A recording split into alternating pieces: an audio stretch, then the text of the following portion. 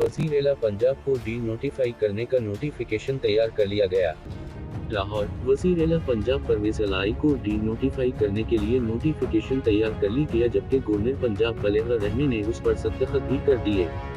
सराया governor house का बताना है कि वज़ीर-ए-आला परवेज़ इलाही को डी नोटिफाई करने के लिए मुशावरत मुकम्मल है और किसी भी वक्त नोटिफिकेशन जारी कर दिया जाएगा। सराया ने बताया कि शायद तारीख तब्दील होने का इंतजार हो रहा है और 12 बजे ही नोटिफिकेशन जारी कर दिया जाएगा। तारीख तब्दील होने के इंतजार की वजह वज़ीर-ए-आला और स्पीकर के लिए आईनी रास्ते बंद करना है। तारीख तब्दील हो गई तो स्पीकर के पास कोई जवाब नहीं रहेगा कि इजलास क्यों नहीं हुआ।